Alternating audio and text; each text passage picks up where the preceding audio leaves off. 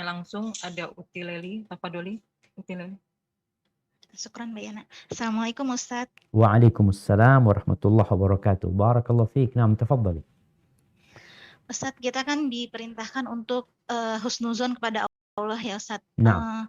Tapi setan pasti membisikkan untuk kita putus asa dari rahmat dan ampunan Allah. Kita tuh masih banyak maksiat, amal soleh juga belum tentu diterima. Tapi untuk tetap terus mempertahankan rasa kabaik kepada Allah, apalagi di detik-detik terakhir umur kita gitu Ustaz, bagaimana solusinya Ustaz? Terus yang kedua, kalau misalnya suatu daerah gitu Ustaz, ada yang menggulingkan gitu, ada pemberontak gitu, terus dia naik, terus nanti mungkin suatu saat dia bakal digulingin lagi gitu Ustaz. Nah, sikap rakyat itu untuk taat ke pemimpinnya itu relatif ya Ustaz ya. Mohon nasihatnya, jazakallahu khairan. Nah, barakallahu fiik.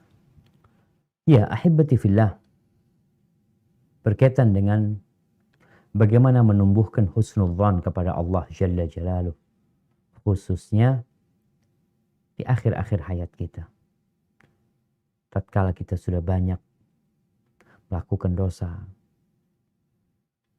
apa yang harus kita lakukan? Yang pertama, kita banyak istighfar, memohon ampun kepada Allah Azza wa Jalla. Kemudian kita ingat dengan besarnya rahmat Allah. Besarnya rahmat. Makanya para ulama ketika membahas babur roja, biasanya mereka akan sebutkan cerita tentang yang membunuh 100 orang tadi. Kisah seorang pelacur. Itu agar harapan kita semakin besar kepada Allah. Khususnya ketika ajal mau menjemput. Ketika Nabi SAW membesuk seorang sahabat, ditanya ketika dia mau mati, kaifa tajidu? Qala, arjullah, aku berharap kepada Allah, wa akhafu dhunubi. Tapi aku takut sama dosa-dosaku. Maka kemudian Nabi memberikan penjelasan alaihi salatu wasallam, tidaklah kedua hal terkumpul kecuali Allah akan berikan apa yang dia harapkan dan Allah akan selamatkan dia dari apa yang dia takuti. Jadi tetap harap dan takut itu ada bersama kita, hanya babur roja dibesarkan.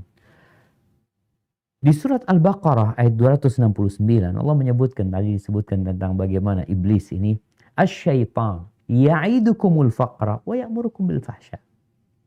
Setan itu senantiasa menjanjikan kepada kalian kefakiran, menakut-nakutin kalian dengan kefakiran dan nyuruh kalian berbuat kekejian.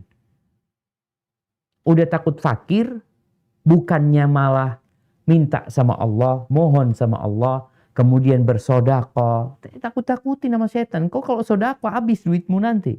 Terus gimana? Disuruh bakhil nih orang. Wallahu ya'idukum maghfiratan minhu wa fadla. Sedangkan Allah menjanjikan kepada kalian ampunan. Diampuni kalian nih.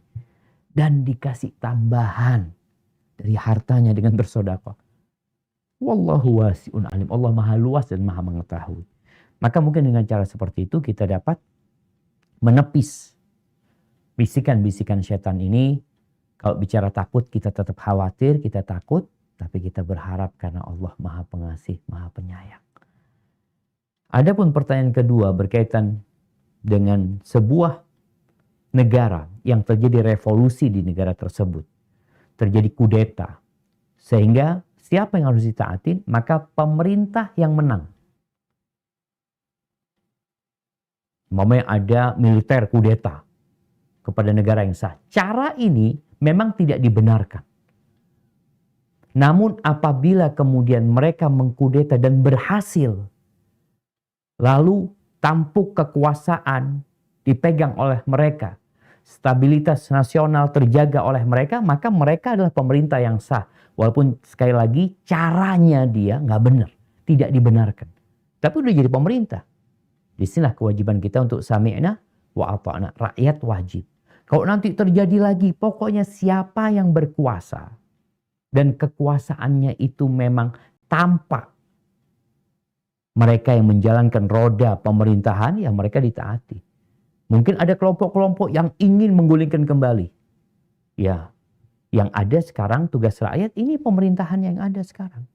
Maka itu yang ditaati. Hadza wallahu a'lam bissawab.